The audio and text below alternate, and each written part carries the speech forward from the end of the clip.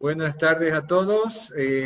Vamos a ver hoy la clase de sustancias edulcorantes, tanto las naturales como las artificiales, y voy a compartir mi pantalla. Edulcorantes naturales, cuando nosotros escuchamos la palabra edulcorante, tal vez no se nos ocurre pensar que sean los azúcares con los que endulzamos toda nuestra alimentos, refrescos, ¿no? Soda, etcétera, etcétera. Es muy utilizado a nivel mundial y la principal fuente que conocemos es la caña de azúcar. Pero hay otras fuentes que vamos a tocar de aquí a poco. Hay diferentes tipos de edulcorantes. Los más utilizados en alimentos son los conocidos como edulcorantes naturales. Están los monosacáridos, que tienen la representación principal, la glucosa y la fructosa. Están los disacáridos, ya sea la sacarosa, la lactosa o la maltosa. Sabemos el origen, ¿no? La sacarosa, principalmente de la caña de azúcar o de la remolacha azucarera. La lactosa, que la vamos a encontrar solamente en la leche, y la maltosa en algunos cereales como la cebada, ¿no? Tenemos algunos edulcorantes nutritivos también que derivan de algunos productos naturales, como los que se obtienen a partir del almidón por una hidrólisis ácida, y tenemos aquí la obtención de glucosa o el jarabe de glucosa también, que se puede obtener por ese tipo de tecnología. Los que provienen del azúcar, de la sacarosa, que vendría a ser el azúcar invertido, es decir, después de haber obtenido la sacarosa de la caña, le hacemos el proceso de inversión y obtenemos azúcar invertido, que en realidad es glucosa y fructosa separadas, ¿no? Azúcares alcoholes, aquellos que son derivados de los alcoholes, como el sorbitol, manitol, xilitol y el lactitol, algunos de ellos muy utilizados en la elaboración de los chicles, la goma de mascar, porque está menos asociada a la aparición de la caries. Y los edulcorantes intensos, donde vamos a encontrar los artificiales o los sintéticos, como la sacarina, el aspartame, el ciclo... se me fue. El ciclo, sacarina, aspartame, celsulfán K y otros por ahí. Y los intensos son de origen vegetal, como la taumatina y el estebiócido, que lo vamos a tocar al final de la presentación. Muy bien. Vamos a ir definiendo cada uno de ellos. La glucosa tiene un poder edulcorante menor que la sacarosa, y esto es debido a que tiene una rápida absorción. La vamos a utilizar como preparados energéticos, ¿no? Entonces, siempre tiene un poder edulcorante menor que la sacarosa, ¿no? Y por lo tanto, una absorción rápida. Se absorbe directamente en la primera región de la boca, ¿no? Ya se puede ir absorbiendo. Cuando hay un bajón de azúcar, lo primero que le dicen a uno es que se chupe una pastilla dulce, ¿no? Está la fructosa, que se encuentra junto con la glucosa formando sacarosa, y también la vamos a encontrar en frutas y en la miel. Esta es un poco más dulce que la sacarosa y se la usa como edulcorante en las bebidas gaseosas. Siempre vamos a poner la sacarosa como límite, como 100 de poder edulcorante. Y por lo tanto, cuando dicen es más dulce, es menos dulce que la sacarosa, es porque hacen una comparación con esta misma. También tengo un cuadro que voy a mostrar al final con la relación del poder edulcorante de cada uno de ellos. La sacarosa, que es la del 100%, es el producto obtenido de la caña de azúcar, como dije, y de la remolacha azucarera. En nuestra región de América, creo que solo Argentina produce remolacha azucarera, y en Europa también se produce mucho en la parte de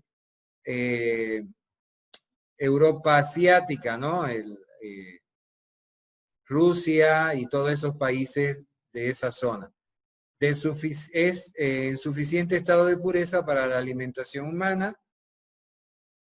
El 90% de los carbohidratos que aporta la dieta es la sacarosa, y es porque tiene un sabor muy agradable.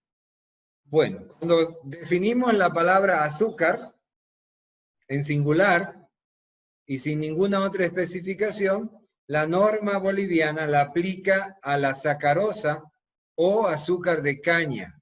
Para el plural se dice tipo de azúcar, grado de calidad de azúcar, ¿no? Etcétera, etcétera. Pero cuando yo me refiero a azúcar, es simple y llanamente el producto obtenido de la caña de azúcar, ¿no? La vamos a extraer del género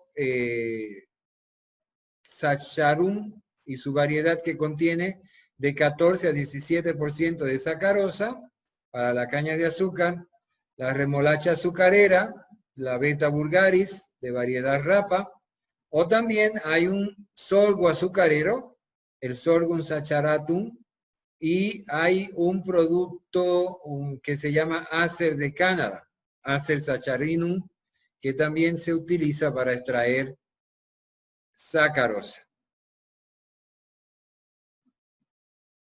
Entonces, la caña de azúcar y la remolacha vienen a ser las principales materias primas para la obtención del azúcar. Y el nombre que se da comúnmente a la sacarosa es azúcar simplemente, y es un disacárido con C12, H22 o 11, ustedes lo han estudiado ampliamente, y que presenta esta estructura que ustedes ven aquí, donde tenemos la glucosa de este lado, la fructosa y la unión alfa 4, ¿no?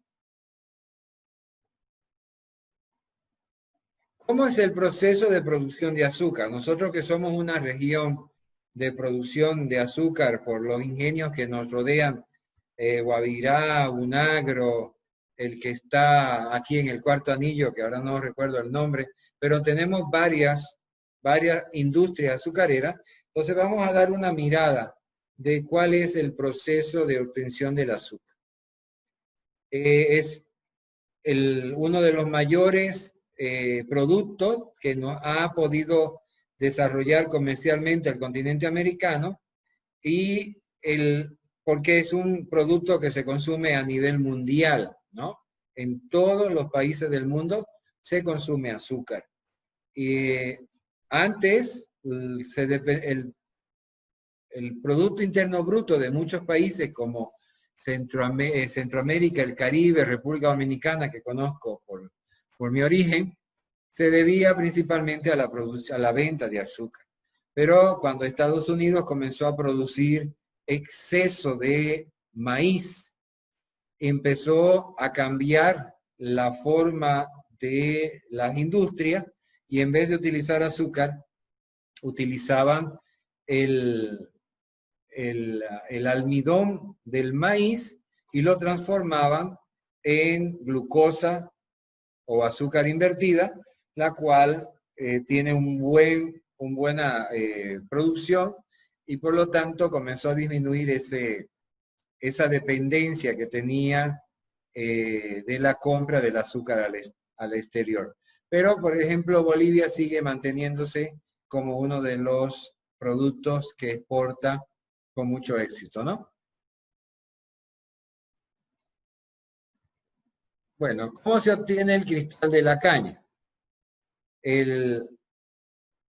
Podemos obtener, ya hemos dicho, ya creo que queda claro, a partir de la caña de azúcar y de la remolacha azucarera. El proceso es el mismo, ¿no? Se requiere un largo proceso desde que germina la semilla hasta que se comercializa a nivel internacional. El proceso de fábrica empieza, bueno, lo primero empieza en campo con la recolección de la caña, lo que se conoce como zafra, y luego llega esa caña cortada a la industria, pasa por un proceso de molienda y de extracción. Vamos a cambiar esto a marcador para que se vea un poco más. Pasa primero por un proceso de molienda y a la cual se le extrae el jugo y como subproducto queda el bagazo de la caña. Este bagazo de caña también se industrializa, ¿no? Se rebaja un poco la presencia de la celulosa para darle como alimento animal y en muchos casos se utiliza como productor de energía, ¿no? Al quemarse, produce calor y produce energía. Entonces tenemos lo que se llama el jugo bruto. Ese jugo bruto se va a clarificar por medio de la adición de compuestos químicos como es el sulfito. Luego se realiza una neutralización a partir de la adición del hidróxido de calcio, o lo que se conoce como cal, ¿no? Y llega a una evaporación parcial del agua y se forma lo que se llama el jarabe. El jarabe se centrifuga y se separan los cristales. Por un lado vamos a tener la melaza, que es un producto bastante rico en sacarosa, tiene también azúcares reductores como glucosa y fructosa, y tenemos aquí lo que se conoce ya como el azúcar bruto, ¿no? Después de haber pasado por el proceso de cristalización, purificación, blanqueamiento, ¿no? Secado, triturado, hasta llegar a lo que conocemos como cristales de azúcar, ¿no? Resumiendo el proceso, aquí tenemos el trabajo en campo, la zafra, los zafreros, que son los encargados, de forma manual o de forma mecanizada. Aquí ya podemos ver la máquina que va cortando y depositando, si lo ven aquí, los pedacitos de caña que les van a ser mucho más fácil de transportar que en estas condiciones, ¿no? Nosotros estamos acostumbrados a ver cómo circulan por el Cuarto Anillo los camiones llenos de la caña que va hacia el ingenio, y este sería el producto final. Cuando ya está el azúcar seca y fría, se va a empacar en sacos de diferentes pesos, diferentes presentaciones, dependiendo del mercado, y lo cual el resto se almacena, se deposita hasta su posterior venta y comercio. ¿Cuáles son los tipos de azúcar? Bueno, hay varios. En general sigue siendo la misma azúcar, ¿no? Solo que vamos a ver nosotros que se clasifica dependiendo del tipo de proceso, de la extracción y del gusto del consumidor, ¿no? Podemos ver aquí diferentes tonalidades, desde el azúcar más morena, pasando por la crema, la rubia y la azúcar blanca. Tenemos como variedad comercial, la norma boliviana clasifica en estos tipos de azúcar, ¿no? El azúcar blanco, que se expende en diferentes formas, ya sea molida por trituración mecánica del azúcar, granulada, formado por cristales más o menos grandes. Hay un azúcar en pancitos que se humedece con jarabe incoloro, se moldea en cubos y se lleva a secadores especiales. Ese azúcar no se vende en Bolivia. Se utiliza mucho en Europa, en países exteriores, ¿no? Donde ustedes ven que en unas películas que hemos visto por ahí, utilizan cuadritos para colocarle a sus cafés. Y está la famosa azúcar impalpable, que se obtiene moliendo el azúcar cristalizada hasta polvo fino y se mezcla con 3% de almidón para que no se forme se empaste, ¿no? Para que no se haga un grumo. Entonces, el azúcar impalpable se puede obtener hasta en la casa, ¿no? Agregándole cada 100 gramos, 3 gramos de almidón al azúcar. Está la azúcar rubia o negra o morena.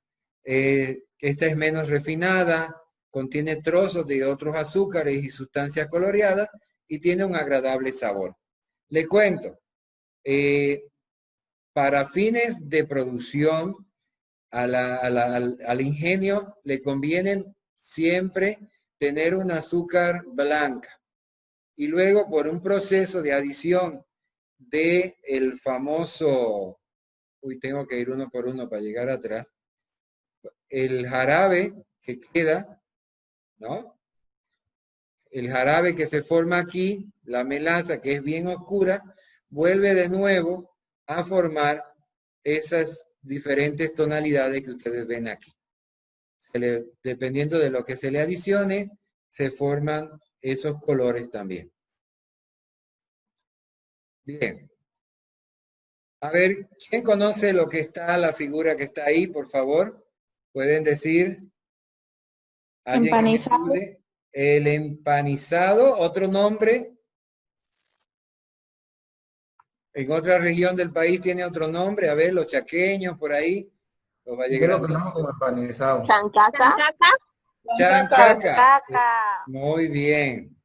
Empanizado o chancaca, ¿no? Sí. Exactamente. Como ustedes ven, muchos lo consumen como postre, ¿no? Como dulce para comer, pero es una azúcar bruta, solidificada, que se vende y se exporta a países, ¿no? Que la compran en este mismo modelo que ustedes ven ahí, principalmente para Japón. Se usa mucho en la cocina por el sabor, ¿no? Y por el mismo color que aporta. Muy bien. Un favor, por favor, vayan colocando en el chat presente todo lo que están en la clase de hoy, para que quede registrado y yo pueda después ponerle su asistencia. Doctor, una consulta. Las analíticas. Va a disculpar que lo moleste. Sí. Va a disculpar que lo moleste. Una consulta. Entre el azúcar, la diferencia de azúcar de la morena más clarita y la más oscura y más clarita, mejor es que se me hizo recuerdo a un doctor que dijo que la diferencia entre aceites, que sería el aceite más oscuro, es mejor porque ese lo saca más puro. A diferencia del aceite más clarito, que es el que le pone más químico porque está claro, dicen que es mejor el oscuro. Por eso quería que la curiosidad de saber si es lo mismo entre el azúcar o no. En general, lo que habíamos quedado, que yo tengo entendido que me comentaron, porque en alguna visita que hice a un ingenio, que ellos producen el azúcar a granel, la azúcar igual, todo el proceso. Entonces después le van dando la coloración según el tipo de mercado al que va dirigido, con la adición de los jarabes o de la melaza, ¿no? Entonces por eso ustedes van a ver que el azúcar blanca siempre va a ser más seca y el azúcar morena pareciera que está más humedecida, ¿no? Pero la gente tiene un poco de temor por lo que dijimos al principio, que se utilizan sulfito, ¿no? Para hidróxido de calcio, para aclarar, para hacerlo más blanca la azúcar, ¿no? Ahí tendríamos alguna desventaja, pero si tenemos como base que utilizan la misma azúcar, el producto final tendría que ser la misma calidad casi. ¿no? Ahora, hay fábricas que ahora producen azúcar orgánica, vamos a suponer, o azúcar libre de sulfito, porque tiene un plus, es más cara, se vende a otros mercados, ¿no? Bien, ¿continuamos o hay alguna otra preguntita? Doctor, una consulta, eso lo que está hablando ahorita del sulfito, puede hacer algún daño a la salud y si más bien, o sea, ayuda a consumir ese azúcar que no tiene sulfito, porque dice sin azufre, dice la UAI, no nos venden así, Ajá. Bueno, ese azúcar. pueden investigar las relaciones que tiene el sulfito, principalmente está asociado a asma, ¿no? Entonces, pero hay que ver la cantidad. Ustedes que están llevando toxicología, saben que la cantidad hace el veneno, ¿no? Entonces, ¿qué cantidad de azúcar uno consume y qué tan seguro es eso? Seguimos para que no se nos corte, después volvemos a las preguntas, ¿ya? Las determinaciones analíticas de control se basan principalmente en la determinación de ceniza, de humedad y pH, y de estas todas se hacen, la determinación del pH, se hace en una solución al 25% del azúcar, ¿no? Se determinan los azúcares reductores, en el límite que tiene la norma boliviana es bastante elevado, es por encima de los 95%. No estoy muy seguro ahorita, pero lo puedo revisar después para comentarlo más adelante. La rotación óptica específica, ustedes aprendieron a determinar esto en química orgánica, eso le da también un grado de pureza, ¿no?, al azúcar que se está analizando, y la presencia del dióxido de azufre. Entonces, hay límites. A ver, denme un segundo y traigo la norma, ¿ya? Aquí está la norma 481, que es solamente para definiciones de azúcar. Vamos a ver la azúcar crudo, ¿ya? La norma para azúcar crudo, creo que para ustedes lo van a ver al revés, así que no les voy a mostrar. Pero, por ejemplo, el azúcar crudo, los requisitos son polarización a 20 grados, humedad, ceniza y conductividad, azúcares reductores y dióxido de azufre. Fíjense, la cantidad está en ppm, miligramos por kilo, y el dióxido de azufre máximo es 20 miligramos por kilo, ¿ya? Después tiene la posibilidad como contaminante de arsénico, de cobre y de plomo, puede tener, pero las concentraciones son 1 ppm de arsénico, 2 ppm de cobre y 0,5 ppm de plomo por kilo, ¿no? Eso, miligramos por kilo. Entonces, esos son valores muy bajos. Y después está la parte microbiológica. Se les realiza aerobios mesófilos, coliformes, recuento de mohos y recuento de levaduras. ¿Quién se acuerda del trapiche? Esa figura emblemática del oriente boliviano, principalmente Santa Cruz, ¿no? Así se iniciaba la extracción de el jugo de la caña. Hoy qué rápido pasaron estos 30 minutos. Esa es la imagen de un trapiche que sigue siendo utilizado en algunas regiones, en la cual la usan para obtener la chancaca. Los edulcorantes intensos, que su nombre lo dice, son bastante fuertes en su sabor, son artificiales y entre ellos está la sacarina, el aspartame. Esto en el capítulo de los aditivos lo vimos el semestre pasado. Está el estebiócido, que es un glucósido complejo, 300 veces más dulce que el azúcar, y hay muchos estudios para ver si tiene propiedades antiandrogénicas, porque tiene semejanza a las hormonas esteroidales. Entonces, hay gente que dice que puede ser que funcione como una anti-hormona, ¿no? La taumatina, que es una proteína extraída de la planta africana, tiene un poder edulcorante de 2.500 veces más dulce que el azúcar. Y se metaboliza en el organismo como cualquier proteína.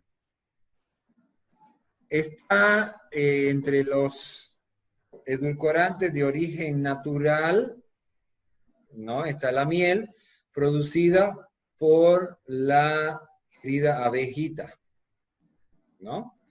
Entonces la miel es el producto alimenticio producido por las abejas melíferas a partir del néctar de las flores o de secreciones de plantas vivas, ¿no?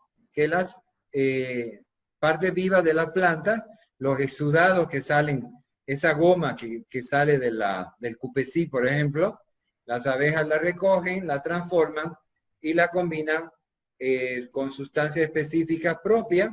Ellas la lievan, es decir, absorben el néctar, lo fermentan con su saliva, ¿no? Y sus enzimas que producen, lo depositan en sus panales y lo dejan madurar. Y todo un proceso que ella misma elabora para la extracción del aire y la evaporación del agua, moviendo sus alas de diferentes formas, hacen que toda la colmena sea un sistema de elaboración de esa miel. Esta no es una abeja, pero sí salió volando. La miel entonces se compone de 16 tipos de azúcares. Los más importantes son dos: la lebulosa, que viene a ser la fructosa, y la dextrosa, que es la glucosa, ¿no? Esto es el motivo por lo que la miel también produce rápidamente energía, ¿no? Si se acuerdan, una vez el innombrable dijo que si no había azúcar, que consumiera miel. Es cierto, pero cuidadito, porque los diabéticos no pueden consumir miel. Eso es algo que tenemos que corregir. Consumir miel es igual que meterse una cuchara de azúcar.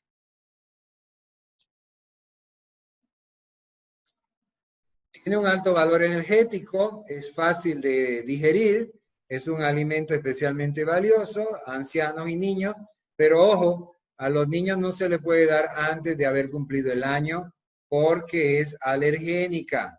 Entonces, mucho cuidado también con eso. Esto lo hablamos en bioquímica de la nutrición. Tiene 25 veces más dulce que el azúcar ordinaria y la definición que da la norma boliviana dice: es una sustancia de sabor dulce que las producen las abejas obreras a partir del néctar de flores. Puede considerarse como un alimento más energético y de propiedades terapéuticas, porque según los estudios que se han encontrado, dice que tiene inclusive sustancias antimicrobianas, ¿no? Hay diferentes tipos de mieles dependiendo del tipo de la flor a la que proceda. Entonces, para eso se puede clasificar en miel monoflora o miel multiflora. La mayoría es multiflora, porque tendría que tener un espacio muy grande de una misma flor para que pueda ser la abeja clasificada monoflora. Tiene compuestos importantes como la vitamina B, la vitamina C, hormonas, aminoácidos y minerales. Posee también propiedades terapéuticas para el sistema circulatorio y para el aparato digestivo. Es aproximadamente 20% de agua, 25 a 45% de glucosa y 35 a 45% de fructosa. Puede que tenga también sacarosa, ácido fórmico, sustancias aromáticas, residuo de polen, ya se le da otro nombre cuando tiene el polen también, propóleo, ¿no? Entonces, ustedes me pueden preguntar, ¿la miel que cristaliza está adulterada? Yo le voy a decir no, ¿ya? ¿Por qué? Porque depende del ambiente en el que se encuentre. Una miel pura puede cristalizar, ¿ok? Entonces aquí tenemos la norma boliviana, cómo la clasifica, los intervalos de agua, desde 12 a 22, siendo el promedio 17 y aproximadamente 82.4 de carbohidratos. Con lo que no tiene grasa, no tiene colesterol, no nos pueden engañar de que no tiene colesterol porque es simplemente azúcar.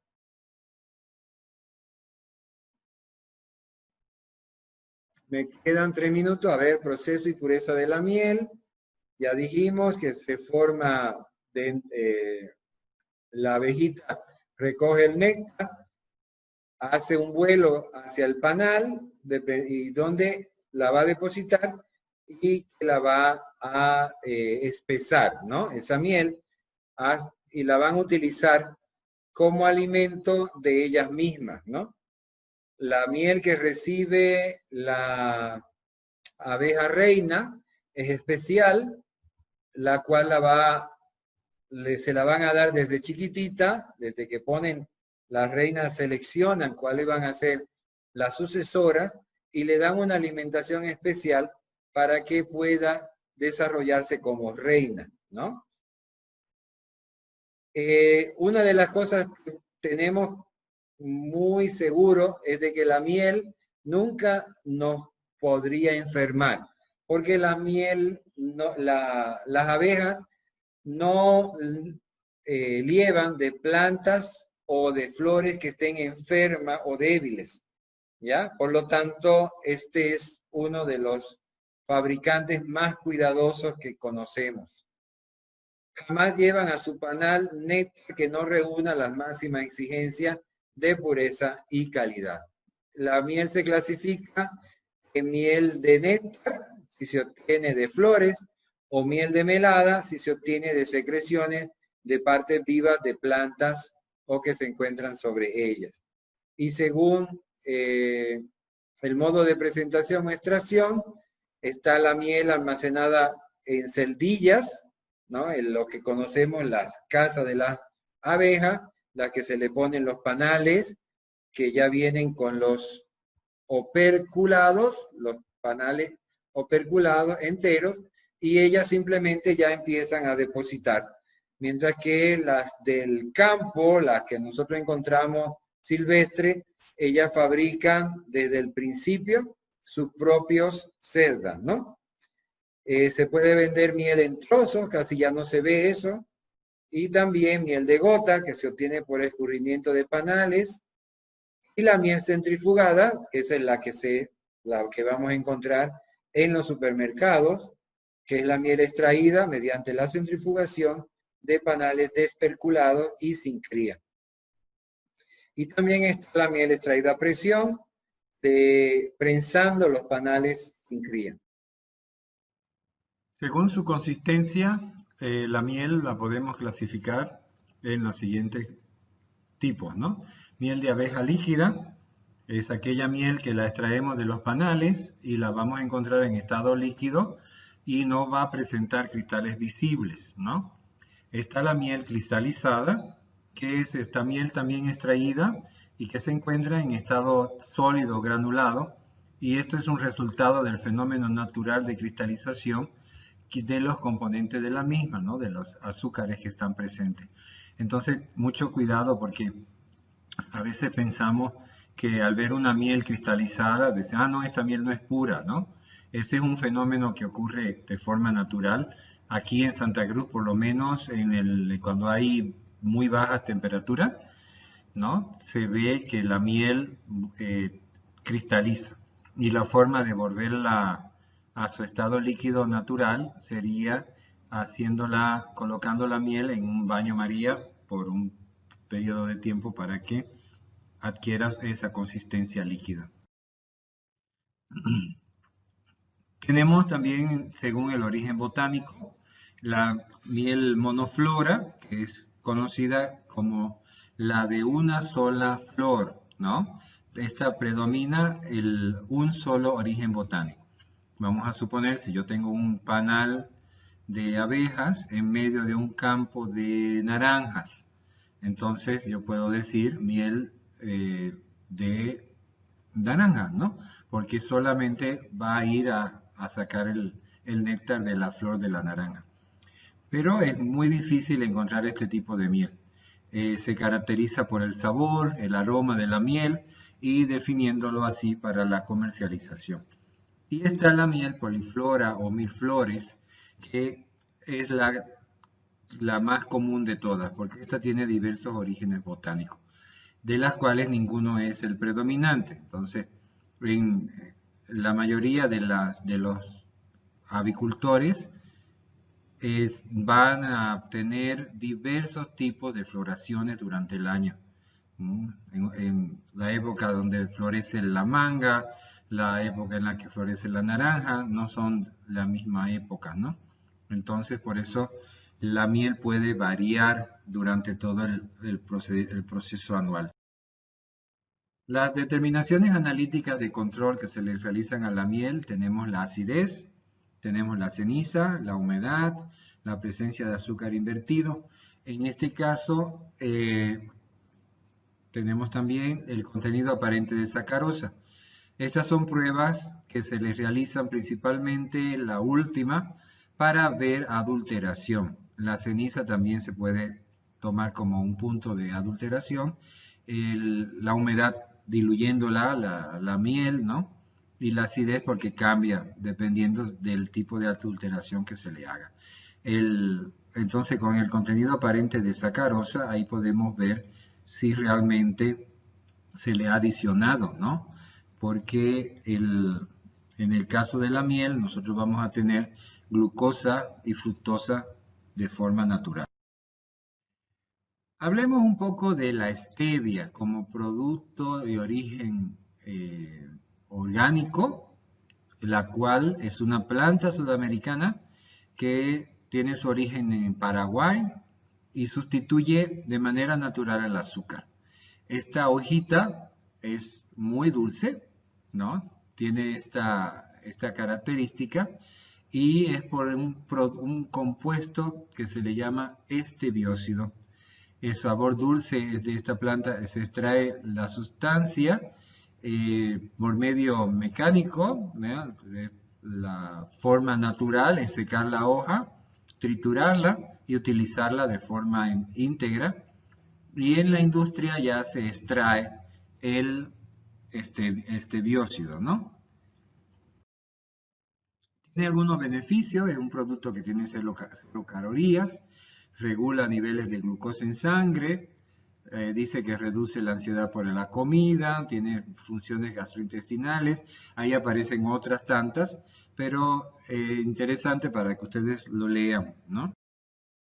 La stevia se puede utilizar como endulzante, ya se puede agregar a las masas para hacer galletas, para hacer horneado, no cambia su estructura, sigue manteniendo su sabor dulce. Se hace refresco, hay ahorita un sinnúmero de productos que están en el mercado utilizando la stevia. Tiene una taza de azúcar equivale a 1.5 o 2 cucharaditas de hierba fresca o un cuarto de cucharadita de polvo del extracto. Aquí las presentaciones tenemos en forma de hoja en bolsita como la del té, también en polvo que endulza 30 veces más que el azúcar y en gotas, con 2 gotitas son suficientes para endulzar un líquido, ¿no? Un té o un café. Algunas desventajas que tiene es el sabor principalmente, es diferente al del azúcar y lo que va a tardar la persona en acostumbrarse para poder cambiar, ¿no? En la utilización de este producto. Otra cosa que también están hablando de que hay una posible desventaja es el hecho de que puede ser por su estructura química, tiene parecido con la hormona femenina y por lo tanto podría traer un déficit a las que lo utilizan, ¿no? Este cuadro es muy interesante porque compara el poder edulcorante de la sacarosa con los otros endulzantes que hemos mencionado hoy en día, ¿no? Tenemos aquí, por ejemplo, el grado de dulzura de la sacarosa, que es 100. Vamos yendo con relación a la fructosa, que es 173.3. Por lo tanto, la fructosa es 1.73 veces más dulce que la sacarosa. Y la glucosa sola es 74.3, la lactosa 16, van viendo los valores mucho más bajos de estos azúcares naturales, ¿no? Como la lactosa, maltosa y galactosa. Ahora cuando pasamos a las sintéticas, ciclamato, sacarina, sacarina es 30.000 veces más, 30.000 a 40.000 veces más dulce.